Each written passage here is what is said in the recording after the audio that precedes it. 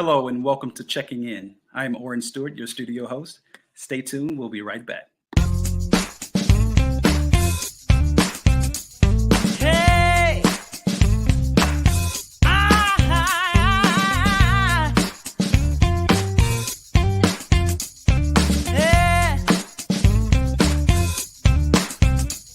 Hey!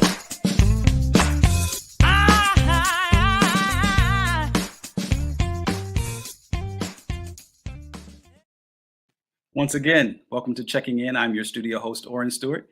Now let's introduce our host, Miranda and Leon. Welcome. Oren, thank you. Hi, good to see you both. Good to see you as well. Have a great show. Good to see you as Thank well. you. Miranda, how you been? I'm great. I'm happy to be back and have more conversations. Yeah, looking forward to having another great conversation. And if you'd like to be a guest on Checking In, a Lodging DEI chat with me and Miranda, you can send me an email. The email address is leonthetrainer@gmail.com. And Miranda, how can folks get in touch with you? You can definitely email me, ilmkitterl@fiu.edu. You can find me on LinkedIn, and as always, you can Google me. All right. And then what's that line you always use? If you Google Miranda Kitterlin Lynch, they're the only one in the world or something like that. Go ahead and do that. I love that part. I love it. It's so funny to me. Anytime that people ask me for confirmation of my birthday, I stop and I say, I just gave you my last name. There's no one else in your system with the same last name. Right. Yeah. Interesting conversation I had with someone on Thursday. They asked about the show, and this is face to face. They said they've seen the show, and they said, in essence, to me, why do you have an email that says Leon the Trainer? And they said, tell us more about Miranda. So Oh, why do I have an email address that says Leon the Trainer? Well, that's because I used to be a hospitality trainer, and I went by the name Leon the Trainer. And I just formulated an email address after that. And so instead of creating a new email and having to get in touch with everybody to say, no, this is my new email address, I just used that one, Leon the Trainer @gmail.com. That's why I use it. So I love there's the it. story on that one. And Miranda, give like a little of your background and talk to them about what you do now, and then we'll get into conversation with our guest. Sure. So I'm just a regular average person from small town Louisiana. I spent about a decade in the full service food and beverage industry. I have an absolute love for the hospitality industry. I am fortunate to have a position at Florida International University in the Chaplain School of Hospitality Management, where I have the great honor to teach graduate students. And I've spent the second part of my lifetime in academia doing research on food and beverage and hospitality, DEI, employee deviance, all kinds of fun stuff. All right, great. So there you have it. So that's a little about us, and I'm excited about our guest today. Our guest today is Chris Adams. Let's bring Chris into the studio and we'll talk. Hey, Chris, how you doing? Good morning, both of you guys. How's it going? Amazing. Everything is Excellent. well. Now, Chris, you and I met way back when I was a trainer with Choice Hotels International, and you attended one of my general manager certification classes, and Yes, I we did. got to know each other and had a groovy time together in that class. You remember that, don't you? You know, and what struck me about and what made it so memorable was your infectious enthusiasm and engagement and the way that you embrace training. You know, learning is fun. You made it fun. You made it enjoyable. You know, it was very lively. So I dare say that nobody came close to falling asleep in your class, That's right. You don't sleep in my classes. That's right. especially when you're talking about finance. Oh, here's that line. So Miranda, we used to do this section on finance that everyone would get very anxious about, right? And it was a pretty large section of the class was about finance. And instead of waiting to cover finance on that one day, we would start it on the first day. and do it in bits and pieces. So maybe one day we do ADR, occupancy percentage, and RevPAR, right? That's like day one. We gradually do it. So I used to introduce it by saying, let's talk about finance. And folks loved it. And Chris was a joy to have in class. But Miranda, the thing that I recognized in Chris by being in class with him and then developing a relationship and a friendship with him after is that he was always full of ideas and different ways to think about things that we would go through as a hotel operator, things we were going through as hotel managers. And I always appreciated that about you, Chris. I appreciate that, and likewise. So it's I'm very honored to be on the show today. Great.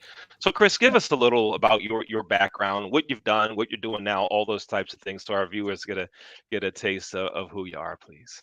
Like the both of you, my background over the last 30 years has been in hospitality. Have held a number of different roles with quite a number of different brands. And, I started as a housekeeper back in 1986, and through some hard work and good fortune to work with some phenomenal mentors, had an opportunity to really learn this business from the bottom up. And, as I've gone through this journey, I have found it, extremely important to give back and to be able to share, some of the things that I have been given so, unselfishly by individuals over the last number of years. And in addition to working in a couple of hotels now, I've had the opportunity to work with a PR firm, WC Consulting, out of Winston-Salem. And we do a lot of brand awareness, a lot of imaging for attorneys and individuals who have written books, who are trying to really take their career, to the next level. We also operate a speakers bureau, and we've given individuals a platform to really, share their stories and get their message across. That is so cool.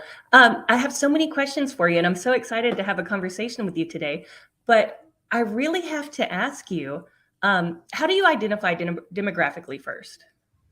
Well, right now I am actually based out of Melbourne, Florida. Originally from Durham, North Carolina, and have been down in the Florida area for the last 4.5 years, minus about a 6-year break, or correction, 6-month break.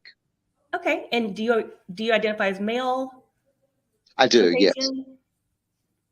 Caucasian or white? Male Caucasian, yes. Okay.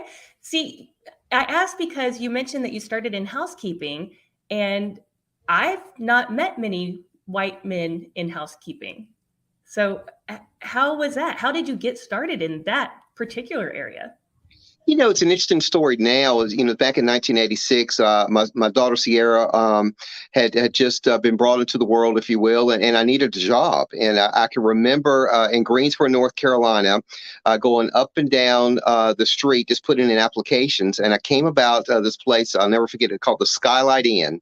And they hired me on the spot as a male housekeeper. And I believe I was making $3.55 an hour. But I needed a job. I didn't know necessarily what I wanted to do. I just knew I needed a job. And, that interesting start, I think, gave me a lot of interesting experience that I've carried throughout my career. And, obviously housekeeping is near and dear to me.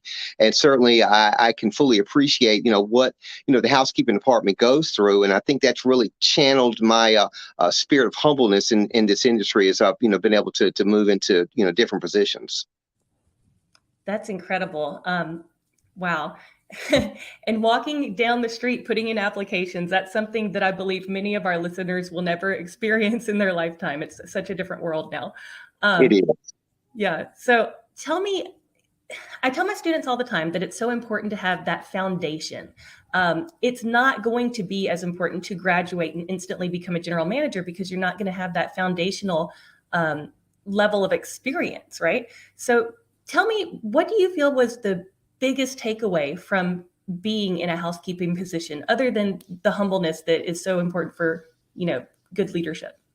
Yeah, I think attention to detail. I think that, if you go into a hotel room, everyone is looking to ensure that everything's in place, that it's in order, that everything works. And so I think that, that experience, teaches us that, there are no shortcuts, that we certainly have got to do things correct and in order. And I think, in addition to that, I think it gave me, a spirit of service, a spirit to, develop my skill set. And I think above all else, hard work works. And I think that we have got to, no matter what our position is, have got to look to improve each and every day, to improve our craft and how we approach our craft, and how we, are able to develop those around us to, have a different perspective and insight into their craft.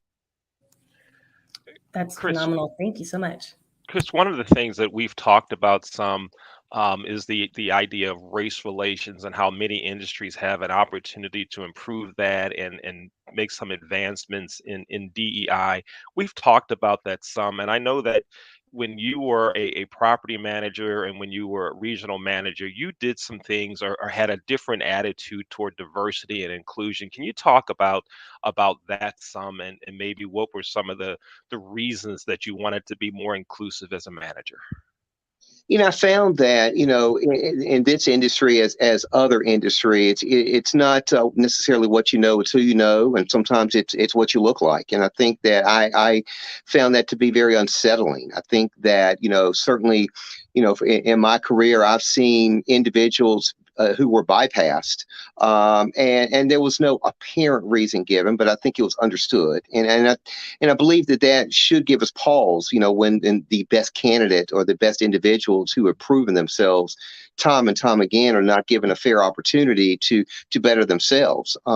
I have seen, certainly in my career, individuals who, had an opportunity to get bitter about it, and they found ways to get better through it. They grew through it, and there's 3 or 4 individuals that I know that have gone through that were able to overcome, and they were able to position themselves where, one in particular actually has the person who bypassed them for a promotion, that person now reports to them. So it's really interesting how things can shift, and how situations can change. That's a really good. Thank you for sharing that. Can I ask you, and this may be a tough question. So you mentioned that you have seen many instances of, let's call it, unfair treatment. So when you see that happening, what have you done? Well, there was one, situation in particular where there was someone who clearly was the best candidate, and clearly got bypassed, and I believe that it brought about a situation where it unnerved, the entire facility. And I was quite pleased and proud to see individuals step up and stand up and really make their opinions known. And through those efforts, and it was very professional, but it was very, fact driven. And these individuals really stood up for this particular individual that I mentioned. The individuals, finally saw the error of their ways and actually created a position for the individual. 6 months later, they in fact got the position that they had been up for in the first place. But I think that, the thing that made me the proudest is that individuals did not just, stand by or accept it or say, I'm going to quit. They stood up, they stepped up, and they really engaged in the process in a very respectful, diplomatic, yet pinpointed way. That's excellent. And I think that's the whole reason we're even here on this podcast right now, because Liana and I do believe in standing up, stepping up, and speaking out. So absolutely. Thank you. Because if we don't, who will? Exactly. Oh my gosh. Thank you. Yeah. So I'll ask you just one more question. What do you think could be one of the key solutions to moving the needle in regards to diversity, equity, and inclusion in the hospitality industry? We've got to continue down the pathway of open, honest, and sometimes uncomfortable conversation. I think that, when I see a situation or see an individual whose position I may not agree with, rather than dismiss that individual, rather than just move on about my business, I have found that it's critically important for me to better understand why they hold the views that they hold. Why do they feel the way they feel? And I think that, one thing that I've respected about Leon is that, you can ask the tough questions, but he also listens. He may not agree. We may not agree, but it's important that individuals feel like they have the ability to express their viewpoint in an open and a safe manner. And I have found that when I do that, I may or may not actually fully agree with where they're coming from, but I will find some common ground. I will find some consensus somewhere. And if nothing else, I will have a better understanding as to where they're coming from. Because one thing I have to keep in mind that the three of us came from a different walk of life. We have been exposed with different circumstances. We've been faced with different situations. And I think that has shaped our lens to a certain degree. And so rather than dismiss each other, I think it's best that we understand where that person's coming from. What Leon has seen, what you have seen, what I have seen may not be the same, but I think we can continue to learn from each other. Absolutely. Well, Chris, let's talk specifically property level for a second. So much of the talk in our industry has been about CEO positions and things of that nature, or more females or more blacks in board positions. In terms of general managers and property level positions, what can general managers do? What can ownerships do to help make sure that their companies and their properties are treating people fairly, and particularly those that are sometimes underserved? What can they do better? What specifically can a general manager do better, or someone that's in an upper management position at a management company?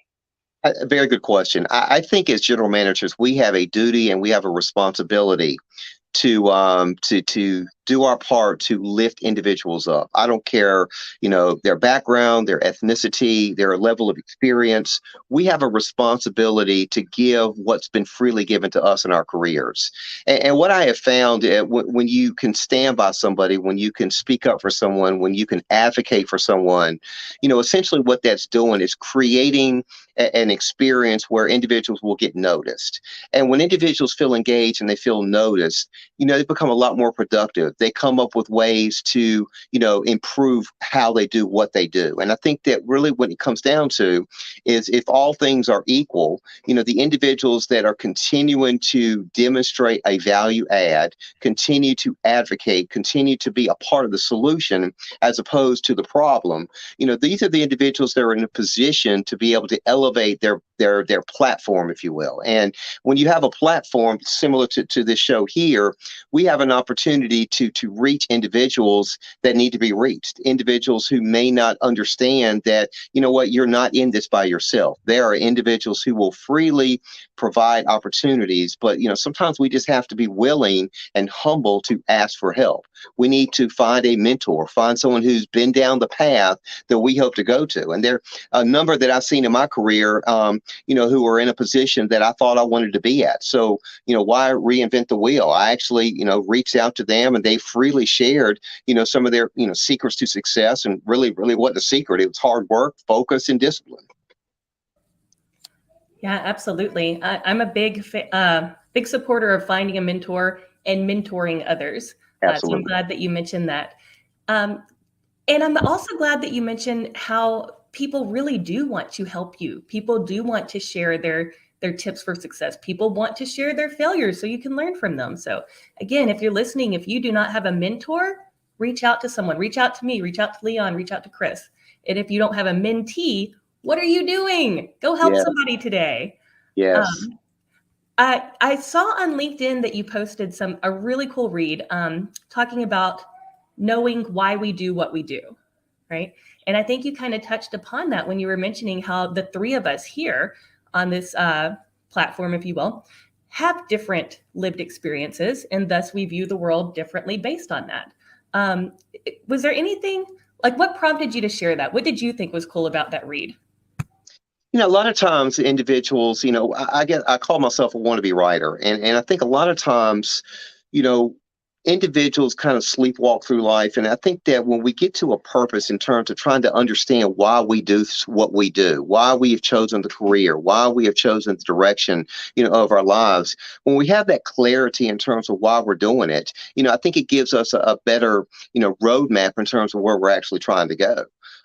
We're going to make mistakes. We are going to really be really terrible at something. We are going to fail miserably. I saw a clip from Denzel Washington from a few years back, and he said, if you're going to fail, fail big. We have to take those chances, but we have to know the whys. We have to know and have an understanding in terms of what is driving us, to go down a certain path. What is, motivating us to try to be a better version of ourselves. So, I think that particular article that you mentioned it's really trying to better understand, why we're doing this. What is our purpose, and what are we trying to do each and every day to become a better version of what we were from yesterday, and stop comparing, what we're doing to what somebody else does. A lot of times people feel like, they're a failure because somebody had a wonderful filter and posted something on Instagram that made it look like they were just had hit the big time. But I'm not competing against the two of you. I'm competing against myself. We should be actually rallying and supporting each other, not competing against each other. You just shared so many powerful statements that absolutely. Wow. I'm trying to pick which one I want to touch upon. But our last guest on the show said that we should normalize making mistakes. And I think that that's really important, especially with the threat of cancel culture, because we don't know what we don't know, right? And how are we going to learn unless we're making mistakes? So tell me. I love that. If you will tell me, what would you consider to be your biggest learning lesson due to any mistakes that you have made?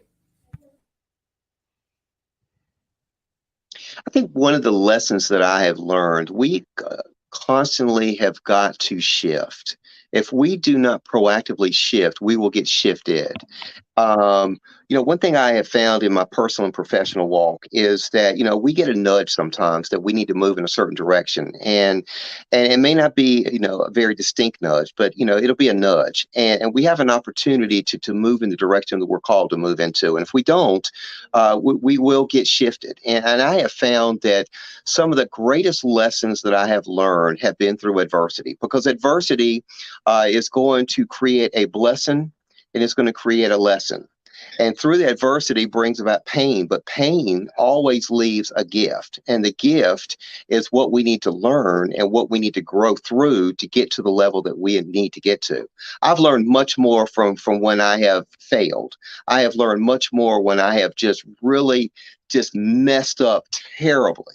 Because, when somebody's, bragging on you and somebody's, lifting you up and applauding your efforts, sometimes you lose that spirit of humbleness. But it's when people turn their backs, when people don't know what to say, when you're almost left alone and you're actually having to, in a spirit of humbleness, or you call it a valley experience, that's what you learn when you learn who you really are, what you need to know, and what you need to grow through to get back to the level that you need to get to.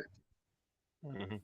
Thank you so Chris, much. yes, so true. And Chris, Miranda, you mentioned about some of Chris's writings. Chris, can you share? You're on LinkedIn, hot on LinkedIn, right? Yeah. Chris Adams. So make sure you go there to check out some of the things that Chris is writing about, some of the things that he talks about. And Chris, early on in our conversation, we talked about when you were in a class that I was teaching. And there's something that you did. There's two things that took place in that class, and you did it so naturally. I don't even think you recognized what you did. But as a black man teaching the course and watching the interaction, I'm going to tell you the two things that you did that I will never forget. First, when we went around the room to talk about where you've been, what do you do for a living, tell us about your background, all that stuff, like you do in any other class, Mhm. tell me, hi, introduce yourself. Hi, I'm Leon, that type of deal. All right. One of the ladies in the class, African American lady, said that she spent most of her time in housekeeping.